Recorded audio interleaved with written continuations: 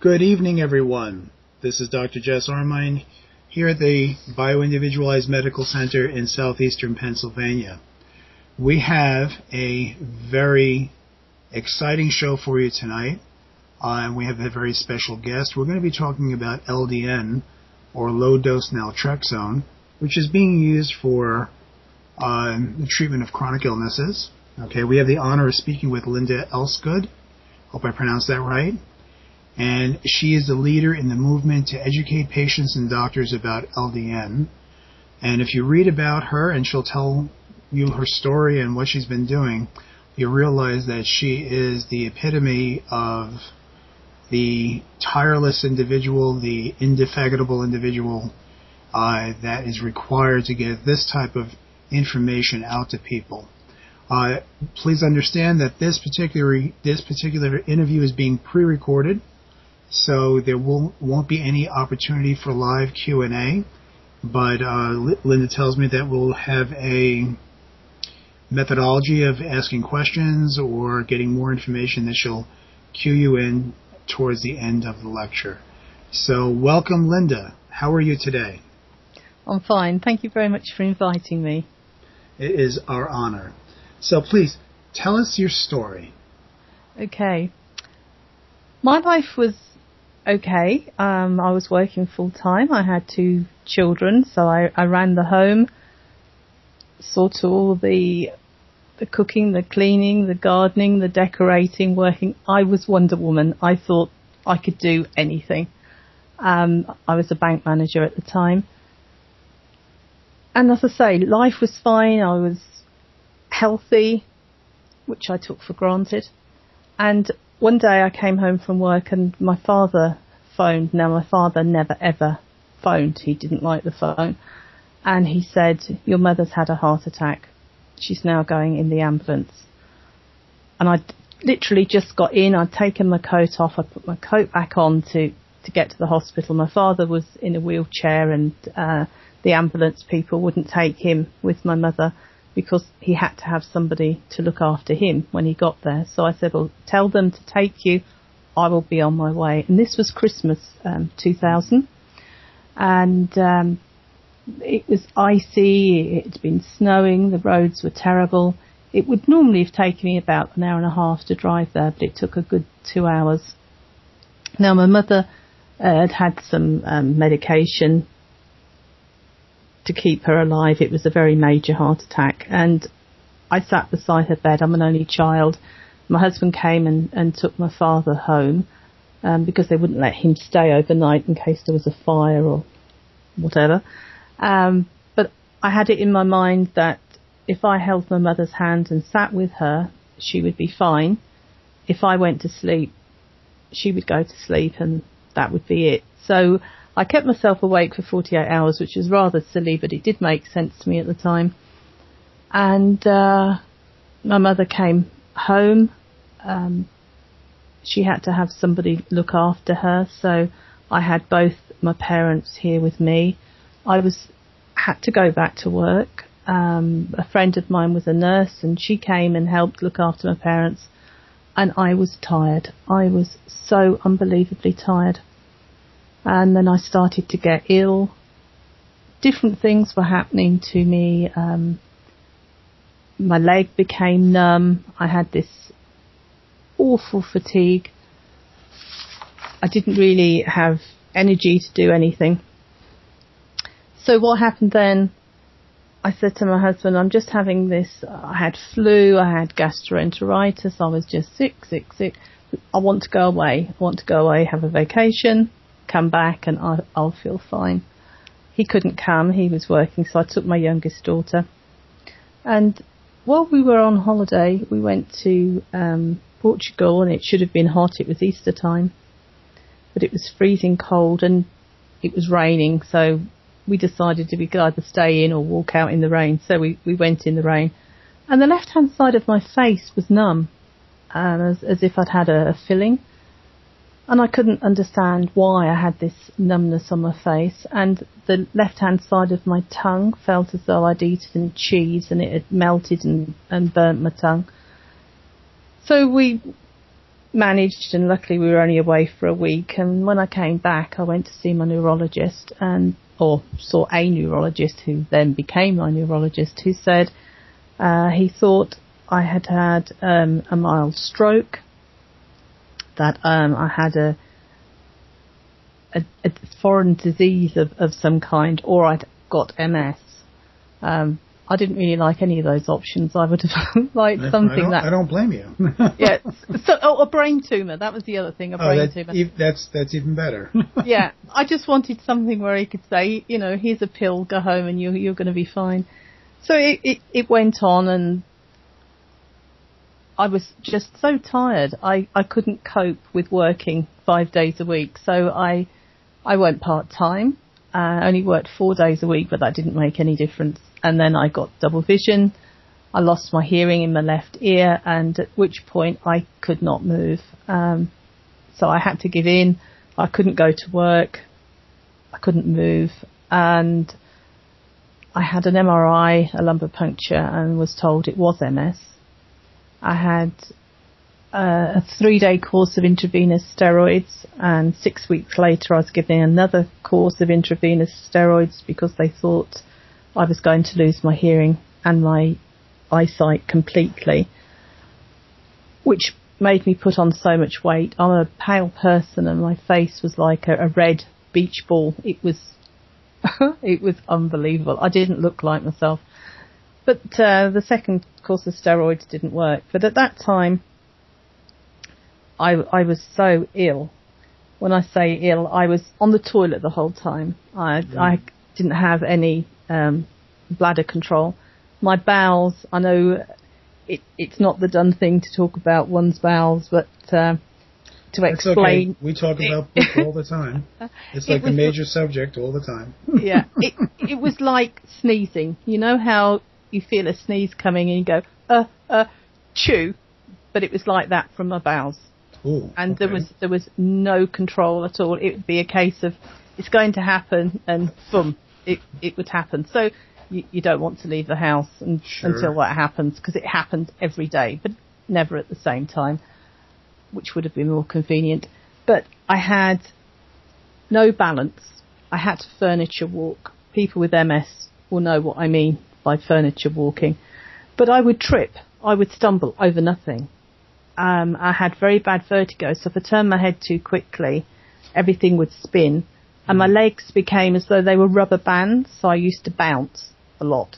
So trying to move, I ended up on the floor most of the time through one reason or another. But the left-hand side, this numbness on my face and my tongue spread, and after a few weeks you could draw a line right down my face, half my nose, my tongue, my cheek, my chest. The whole left-hand side was numb with pins and needles, but numb in a way that any clothing or bedding that touched was really, really painful. And on top of that, I had twitching muscles, and I had burning limbs, like you had sunburn, and they used to be on fire. And I used to say to my husband, feel my legs, they're on fire. I don't want to feel your legs. Oh, please just feel my legs. They are so hot. That's a I know. For you. I don't want to feel your legs. When you're dating, they want to feel your legs, but after you're married, forget about it. So he would feel my legs and say, "What are you talking about? Your legs are cold." But to me, they were on fire. So, and then cognitively, oh my goodness, English became my second language. I couldn't recall vocabulary. Everything was foggy. I would say, could you make me a cup of tea? I never ever drink tea. I only drink coffee. So my husband would say, well, don't you mean coffee? And I'd say, well, didn't I say coffee? No. Well, can you let the cat out? He wants to go to the toilet. Don't you mean the dog? Well, didn't I say dog? Why do you have to, you're depressing me. Please don't keep correcting me. I think I'm saying it right, and it's really depressing. So he would say to me, I'm telling you so you'll know for next time. Well, no, it doesn't work like that, because I think I'm saying it correctly anyway. Next time I could call the dog a duck and still think I'd called it a dog. But it was depressing. So every time I spoke, Sure. he was correcting me. And then I started to get where I was choking on my food. So every time I swallowed something, he'd come and hit me on the back, and it didn't really help either. And the only way I could speak to try and make sense, because everything was so muddled in my head, I had to speak slowly. So I sounded as though I'd had a stroke, because it was such a struggle. It was so tiring to try and get together the information to make a sentence, which to me made sense, but it didn't to other people. And then I couldn't find my mouth. Simple thing.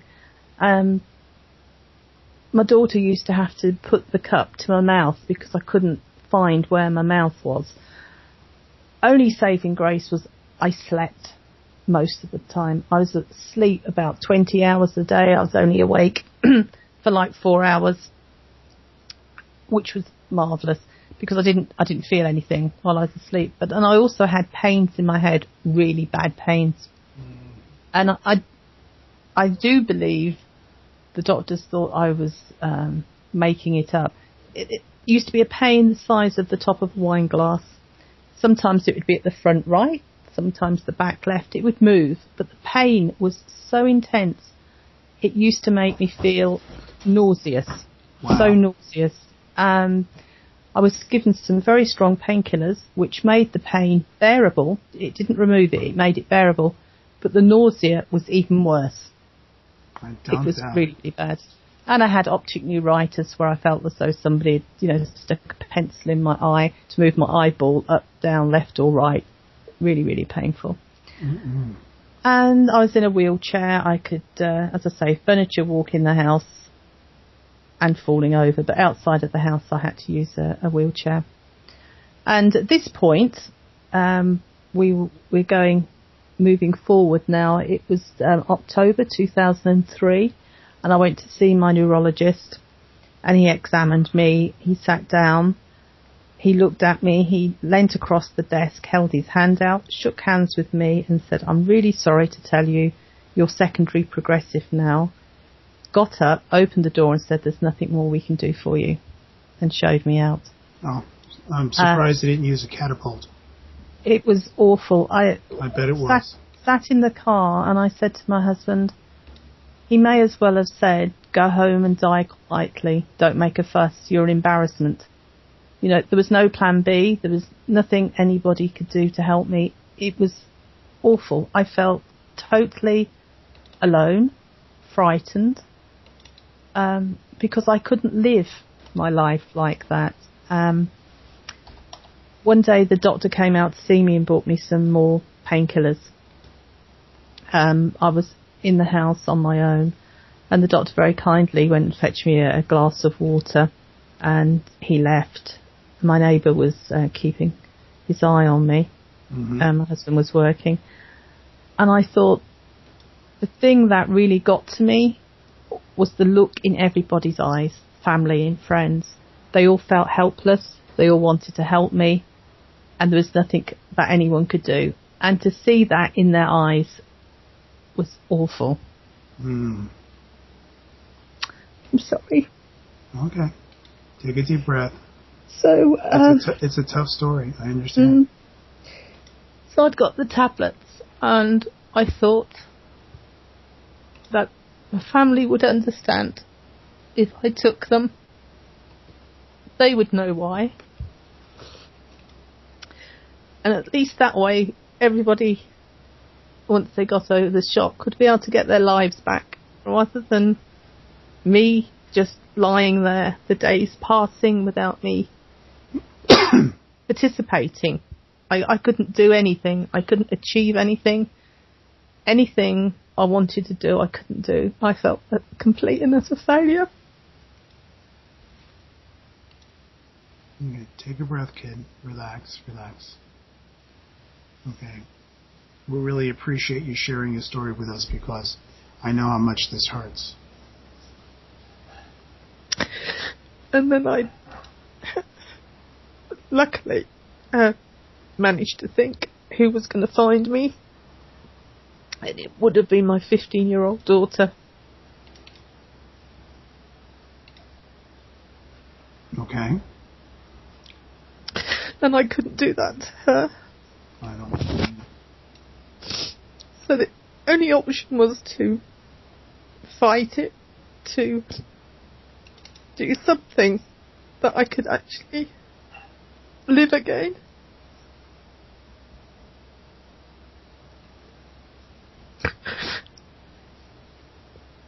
So, in between my many toilet visits, I used to sit on the computer. I thought there must be other people out there. I couldn't be so unique that I was the only one who ever felt like this. And I found LDN, and I found some people that were taking it. And luckily, some of these people were willing to talk to me, and everybody said the same, that if it wasn't going to do me any good, it wasn't going to do me any harm. I printed out all the information I had and went to see my own doctor, who had retired by then. I had a nice new young lady doctor who was very kind and understanding, and she said she was going to give the information to the partners and would I go back in 2 weeks. I went back and she said she wasn't able to prescribe it for me, but if it was her, she would like to try it. So if I could find somebody who would prescribe it for me, she would be happy to monitor me. Now, I found a doctor who would prescribe it for me, and amazingly, in 3 weeks, this awful feeling of having fog in my head where I couldn't think, like living in a television set that wasn't tuned in, all that came back in 3 weeks, and it was just amazing. I could think again, and being able to think clearly was such a big deal. I wasn't talking rubbish anymore. Although my husband... So you were speaking coherently? Yes. Yes. Wonderful, wonderful. Yeah. But my husband still says I talk rubbish. That's because he's your husband. That's the same thing goes with the legs and everything, you know. Exactly. Tell him we know what's going on. It's true, you know. Yeah, but it was 3 weeks, and that was totally amazing. Now my daughter, when she was 15, she spent the whole of the summer holiday looking after me, washing me, feeding me, washing my hair. It was role reversal, you know. Put your head back, close your eyes, you'll be getting soapy. You'll never argue with a daughter that loves you. Never argue with it. And guess what she is now? She's a nurse. Oh boy, that's a surprise. Yeah. She's a nurse. Yeah. And she worked on a stroke unit for 18 months, and now she's training to be a nurse practitioner. Wonderful. So, but she was very good at looking after me. But I gradually got my balance back. Now, if you think I'd been years of not being able to carry anything because of the furniture walking and the falling over, I was on the floor. I mean, carrying a glass with anything in it would have just been too dangerous. And one day she said to me, "Could you get me a glass of orange juice?" And I thought, I haven't fallen over for a while. I think I can do this. So it was all in slow motion. Going to the cupboard, getting the glass out, putting it down, opening the fridge, pouring the orange juice in, taking it to her. I didn't fill it right up in case I spilt it. But anyway, I took it to her and I came back and I said to my husband, "I've just taken Laura a glass of orange juice and I didn't spill it." You know, it was, to me, that was the first really, really big thing that I'd done. I'd achieved something, you know, it was such a big deal. That is beyond a big deal. Yeah, she didn't know how cognitively I thought I was suffering from some form of Alzheimer's. I thought everything was going to go. You know, the only thing I'd got left was my memory, and that was slipping away from me. And that was my biggest fear, that I was just going to lose myself completely. Mm-hmm. She came in with the empty glass and put it on the countertop and said, "It was very kind of you to bring me a glass, Mum, but you didn't put any orange in it." Now, because my state of mind had been so bad, I believed her and not myself. I thought I had imagined putting that orange in there, and I just burst into tears. and thinking, well, that's it, I've really lost it. And she was saying, no. Was it a joke? It's a joke, yeah. It's a joke, Mum, it's a joke. And that really backfired on her. But now if she tried that, I would know. Oh, gosh, that's beautiful. Honestly, I believed her and not myself. Well, you had good reason to, and she had good reason to play with you a little bit and make you giggle. That's great. Yeah. So, I had two choices then. LDN it was getting better and better, and I carried on improving for 18 months. What was I going to do after being told there was nothing more that could do for me and life wasn't worth living, and suddenly it was again? Did I say, I'm okay? Aren't I the lucky one? Or do I tell other people who have been told there's nothing more that can do for you, who are in that really deep, dark place, who perhaps didn't have the strength to carry on like I did? So I decided I wanted to tell everybody, that it's not a miracle drug, it's not a cure, it doesn't help everybody, but it's something that you could try. So it took 5 months, and in actual fact, last week, the LDN Research Trust was established 10 years ago. So that was a big milestone.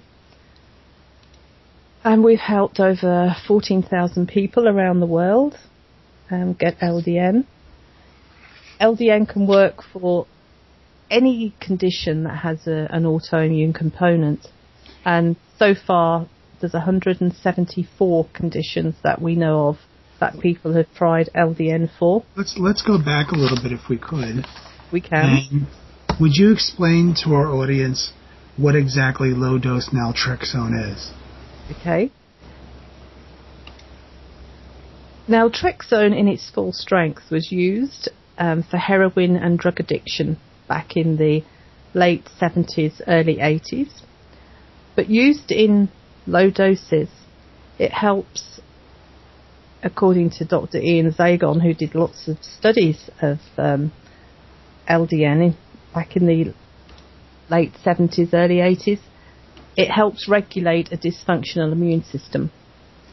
And Dr. Bernard Bahari was using it in his practice for AIDS, and a friend of his had got a daughter who had got MS, and he decided that he would try it on this young lady, and it worked very well. And she was on it for many years. She did actually stop after a while, thinking that she'd been misdiagnosed and her MS wasn't really MS after all. And when she stopped, she relapsed. Yeah. But Dr. Bahari had been using LDN for many conditions, cancer too. But that's the problem with LDN. When you say it can be used for all these different conditions, it loses some credibility because it sounds like it's too good to be true. It sounds like a panacea, and anything that's considered a panacea has veracity problems. Yes, exactly. But naltrexone, when it was trialled in its full strength and people were taking it 50 milligram tablets 3 times a day, so that was 150 milligrams, that was found safe. It was only harmful to the liver in doses of 300 milligrams a day. And with LDN, which stands for low dose naltrexone, people normally take around 3 milligrams or 4.5. So it's a very low dose. In your opinion, and I'm not going to hold you to this because, I realized that in the research that I did for our talk here that nobody really knows the exact mechanism on how this works. But in your opinion, what do you think it's doing? Okay. It helps boost endorphins, and it also helps with the toll-like receptors. So there's 2 different mechanisms there, and there are many YouTube videos from LDN prescribing doctors and scientists explaining how they think that LDN works. But people who start on LDN start on a very low dose, usually around about 1.5 milligrams, and titrate it up by 0.5 every 2 weeks. Mm-hmm. This is changed. Before 2005, people were starting on 3 milligrams. 3 milligrams was too high for some people, was always going to be too high, so people were dropping out. But by starting on a lower dose and increasing it gradually, that fallout rate has really dropped. And there are different forms in which you can have LDN now. Initially, it was just capsules, but some people had problems with their stomach. They could get very bad nausea and diarrhea, especially people with Crohn's and ulcerative colitis. So there is now the capsules. We have a liquid, and there's some sublingual drops, which is relatively new. I think the first was about August last year, and that's absorbed differently, which bypasses the stomach. So for those people that had problems with stomach issues, that's now no longer a problem. Years ago, it was told you could only take it at night because that's when your body makes more endorphins. But so many doctors have found that it did cause sleep issues with some people, and they tell their patients to try it in the morning, and they still get very good benefits. But full studies and trials are needed to find out further information on LDN, and it isn't weight related, because we have many men that can't take 3 milligrams, and these are big men, and you get a very small lady who can take 4.5 milligrams no problem. So we need to know that. I'm getting the impression that that this can support or be effective in a myriad of autoimmune conditions. Mm-hmm. In your experience in talking to people, and again, I know we have our limitations of what we can talk about, only because we have to be careful about the men in black going to show up at our doors.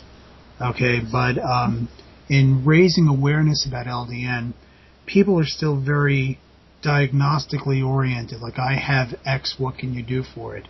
Mm-hmm. What are some of the things that in your experience and what you've seen, you interact with a lot of people, obviously. Mm-hmm. What have you seen? I know it doesn't work with everybody, so now that I've did all those caveats, yep. Okay, mm-hmm. What are the things that you've seen it works best for?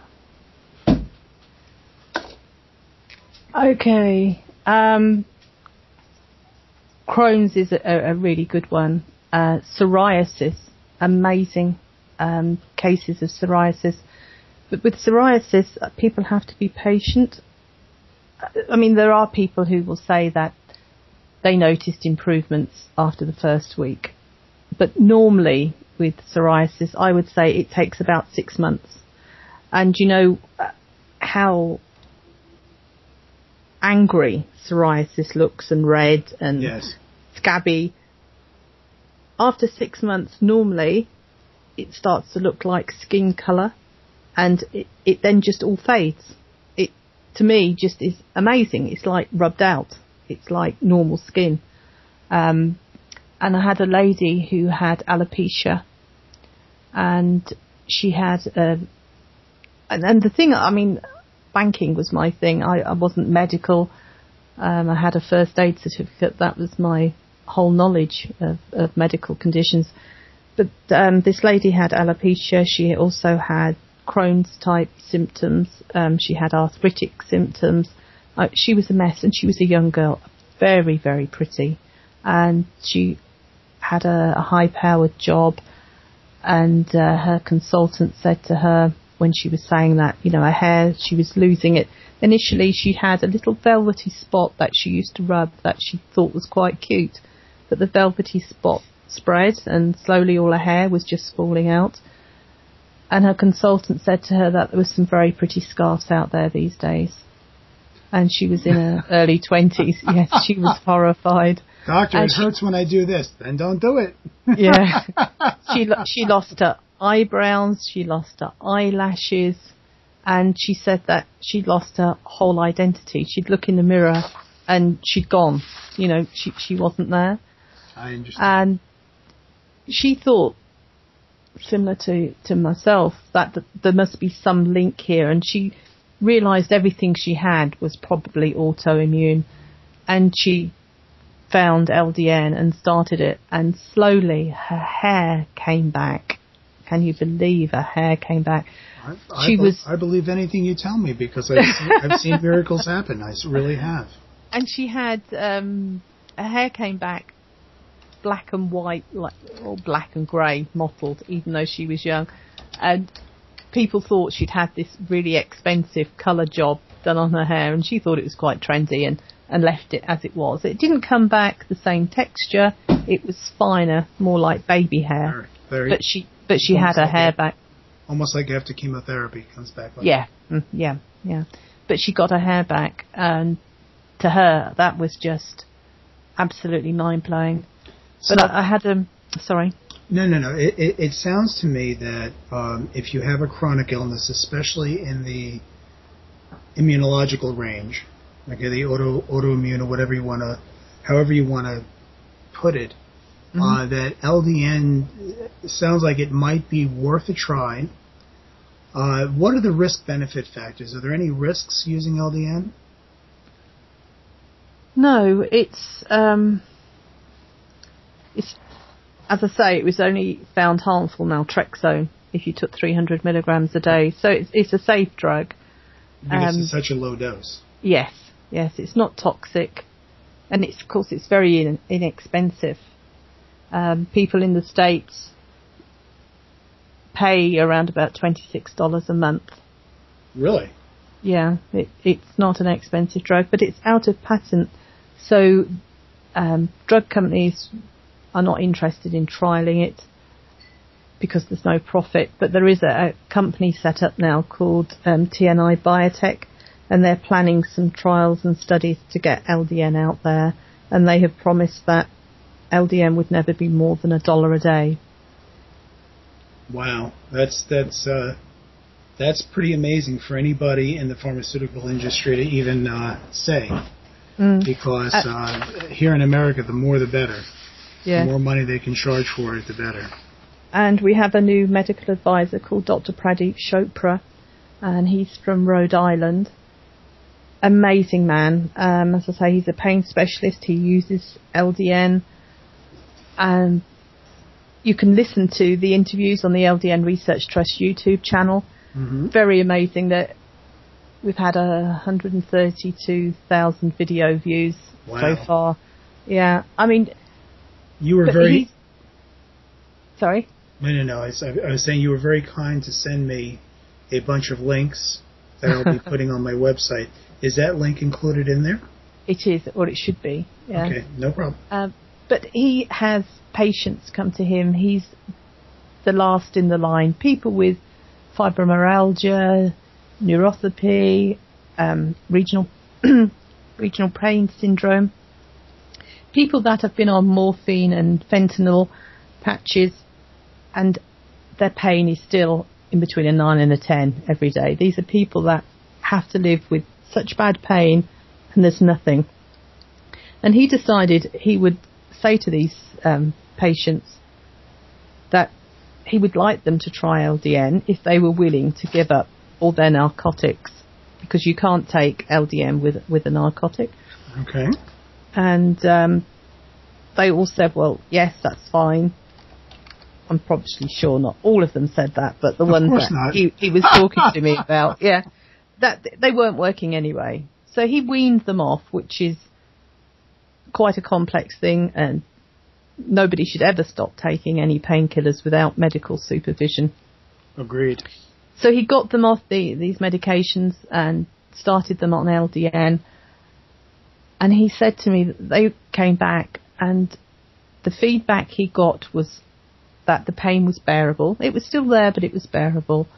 Or it had reduced from what it was. You know, it hadn't gone. So he wanted to know whether it was placebo, that he told these people that it was going to work on their pain, whether, you know, it was actually the LDN or mind over matter. So he said to them, okay, you've been on LDN now for this many weeks. I'd like you to stop taking it. And he said, without exception, every single one said, you're not stopping the LDN. It's the only thing that's ever worked for me. And he's done one small pilot study on LDN, which he presented at the LDN conference in Chicago. Amazing. Absolutely amazing. That's something so minuscule can have a better effect than these people were having with morphine. Absolutely unbelievable. And I had one doctor I met, and unfortunately both his wife and daughter had MS, and he wanted them to try LDN, and he was also a diabetic and had neuropathy. He had no feeling in his toes apart from pain. Awful. And he tried LDN, and I think he said in 30 years the pain that he'd had in his feet had virtually gone. It was no problem to him. And that was the first time that I'd actually spoken to somebody, and this was all around about 2008, I think, that people had told me about LDN for pain. Now, for myself, I didn't finish completing my story, did I? No, go ahead, please. The numbness and pins and needles went. The vertigo went. The balance problems went. I had my bowel and bladder control back. Cognitive things cleared. My eyesight is not as good as it was, but it's okay. The hearing in my left ear is back probably 75% of the time.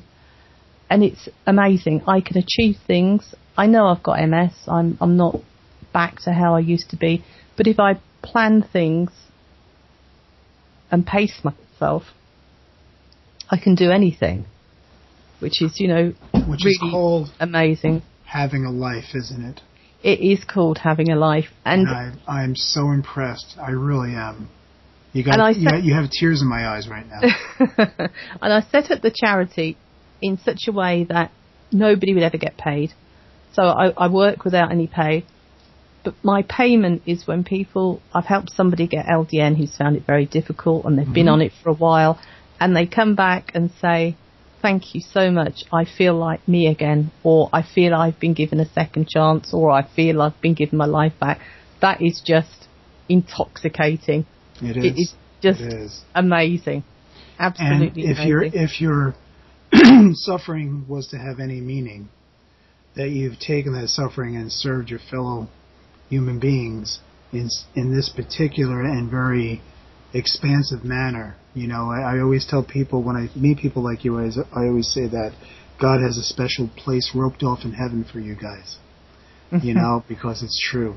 I know the questions are going to be, excuse me, is this a prescribed drug? Does it need to be prescribed by a medical physician? Yes, it does. Yes. Okay. It's a prescription-only drug. Is there a listing of physicians that people can access, whether it's in UK or United States or Canada? Is there a listing of physicians who are willing to work with people with LDN? Yes, there are. Some don't mind having their information out there. Others would rather operate under the radar. I understand. I do have a list, and if anybody is interested and would like to find a doctor in their area, if they email me, it's very easy. I have a short email address, which is Linda, LINDA, at ldnrt.org, and I'm more than willing to help anybody wherever they live to find a doctor. And I will put that on during the show, and I will have it on my website. It doesn't sound like it's expensive. It sounds like the risk-benefit factor is very low risk, all benefit. It sounds like it handles the inflammatory portion of many, many different conditions, which is a beautiful thing. There is indications in what I've read that there are conferences coming up. There are stuff like that you're involved in. Yes. Can you tell us a little bit about that? Well, we had one, as I referred to earlier, last year in Chicago.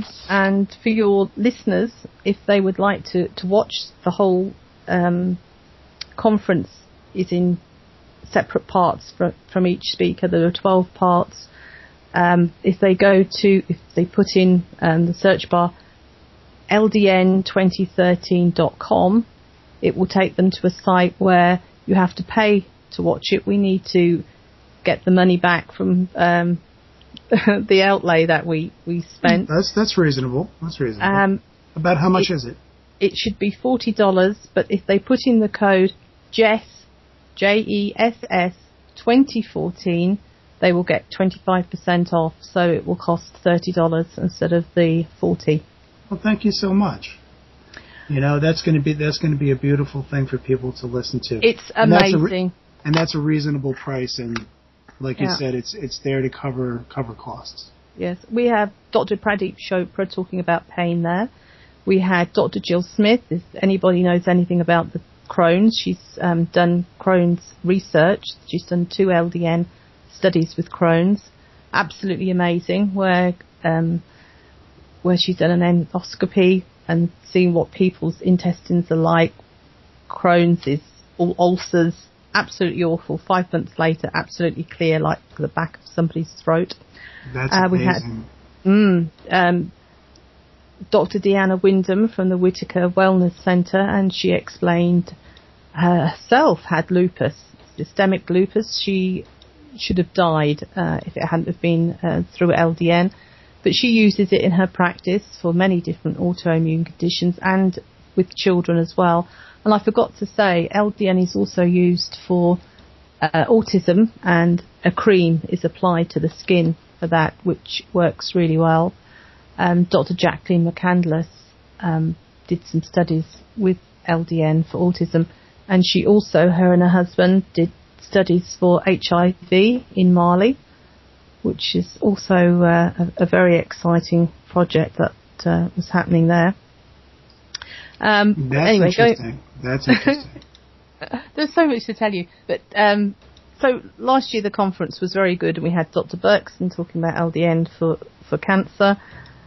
We had Paul Battle speaking about MS amongst other things. Had Dr. Patrick Crowley from Ireland and Dr. Tom Gilhooly from Scotland. It was amazing, and the air was electric. You could actually feel it crackle. It was amazing. And we have another one this year. It's going to be in Las Vegas. We're having a networking party on the 6th, which is a Thursday evening, 7 till 9.